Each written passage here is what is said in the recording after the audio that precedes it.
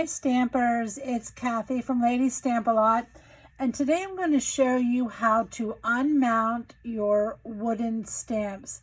The other day someone told me they were getting rid of all their wooden stamps because they don't use them anymore, and I'm like, no, you can still use them, and I'm going to show you how to unmount them so you can use them more easily, and it will save you space on your craft shelf. So what I do is, if you turn your rubber stamp over, you can carefully just pull them off the block. Okay, just be very, very careful. Most of mine have come up. I've done this for a lot. Most of them just come right off. If they don't, you can put them in the microwave for about 5 to 10 seconds. It'll loosen the glue up, and then they will come off really easily. But look, there you have an unmounted stamp, and you're actually ready to use it. It will go right to your clear block. Now, if you're like me and like to have the label on there so you know you're not going to stamp it upside down or backwards or whatever, then you can also do the same thing. Just carefully pull the sticker off of the block. And again, if it's not coming up easily, just go to your microwave, and 5 to 10 seconds should loosen the glue enough that you can pull it off. But most of mine I have gotten off just by pulling them. And then I can tell by obviously the image, but also the shape of the stamp, where this is going to go. And there's enough adhesive that will go right back on there. Now, the problem is these old ones do not stick well to the clear blocks. But Stampin' Up! Sells a product. I'll show you a little bit where this is in the catalog. It's called Cling Adhesive. And what you can do is, these are the same things that are on the back of our new Cling Mount stamps. Very, very sticky material. So they're little. I'm going to just pull one off to show you. They're 3/4 by, I want to say 1 3/4 pieces of sticky. It's easier for me to leave it on so that I don't get the wrong side on the wrong part of this stamp. But that's the size it is. Now with this stamp, it's a little bit larger. I may go ahead and put 2 on here. You don't really need to fill the whole stamp because it is so sticky. Now, again, these are labels, so I find it the easiest is to bend them and pull them off from the middle, because they do want to peel off the back, and you want to make sure you get the right part on the right side. So that's one, and that's the one I pulled up, so that's another reason it's not stained. But let me just get that back down. Very, very sticky. You know what? I'm going to skip that one. Now it's going to be a test strip. I'll get rid of that. I'm just going to do 2 more. So I'm going to start in the middle and just peel the protective off of this one, and then off of the other side. And then I'm going to do the one right next to it because this is a larger stamp. But you really don't need, to completely cover it with the sticky, because it is so sticky it will work. So now I actually have 2 labels there uncovered. I'm just going to hold this stamp with the label down and the red rubber up, and I'm just going to hold it over there and press. And then when I peel it up, I don't know if you can see, but there's 2 labels side by side on there. Now, if there's any overhang, you can just easily snip that off or just fold it, but it really doesn't make any difference. And then you can pick that up really easily with your clear block and do stamping.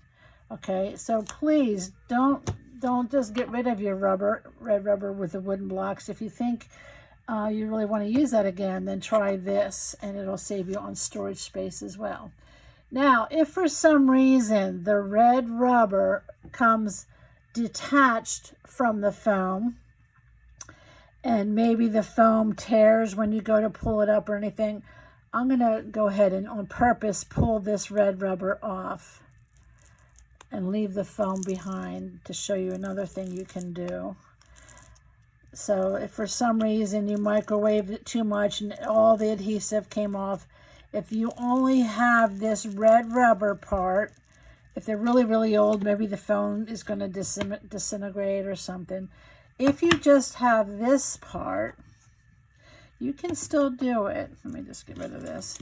And what you have to do with that is, on Amazon, I found this Easy Mount foam, and the directions are right on here, and I will try to link it to in the description to this, or you can just search for it on Amazon.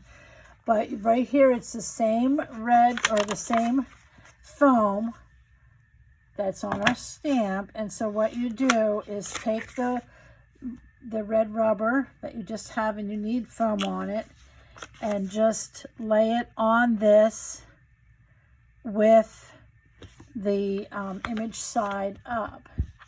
Okay, so that's going to stick to it. And you need that when you're stamping red rubber, because that gives a better impression. If you just stamped with this red only, it would not give you nearly the nice image that you get with having the foam there. It gives it a nice deep impression. So now you just need to go around here and cut to size. If you're using your good snips like I am, it will work. There's other scissors. You might want to use a cheaper pair. If you're using these, I would definitely clean them up with some alcohol wipes afterwards to get that residue off. But it's very easy just to trim that off. And then again, you peel off the backing, and you can use it ready to go. Or if you want your image, then just pull your sticker off the block. Okay, so it's super, super simple to do and saves you space on your shelf as well. Now, if you have some really older red rubber stamps, usually with this green top, these stamps, if you have the labels on them, we had a lot of trouble getting them to stick. They would stick for a minute and then they would easily fall off, and that's why Stampin' Up! Went to the new cling.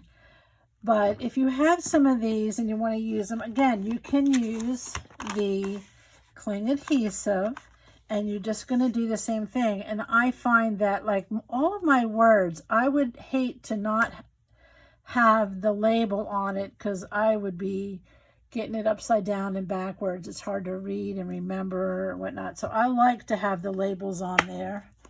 So again, you're just going to take your label, and for this one is going to be enough. So if you start in the middle, it makes it easier to pull up without it coming up. And you saw before when it came up was really sticky and hard to work with. I'm just going to put this across. You can do it either way. It really doesn't matter. You really don't need that much on here to get it to stick to your block, and then you can use it. Okay, so that's just a tip. I'm going to show you where that is in the catalog. Before I forgot, I wanted to show you when you do take them off the wood blocks. These were so old, they came in the what I used to call the clamshell case, and there was no paper or image of the stamps to have on the front of the case. So in some cases I took a picture of it before I unmounted them. These I actually put the labels on the case because I didn't think I needed them on here, because they're just shells. It really doesn't matter if they're lined up perfectly. But then this one, I did put the labels on, and I stamped and made my own image and index, so I know I get my stamps all back in the right place. But look at that. That takes up half the space of the wood mount cases. Now let me show you really quickly in the catalog. So in the back on page 151, this is the May 23 to April 24 catalog. So as of now, these are available. You can get 4 of the thinner stamp cases for $9. The number is 119105. And not only for your stamps, but they're also good. I like to keep my embellishments in them.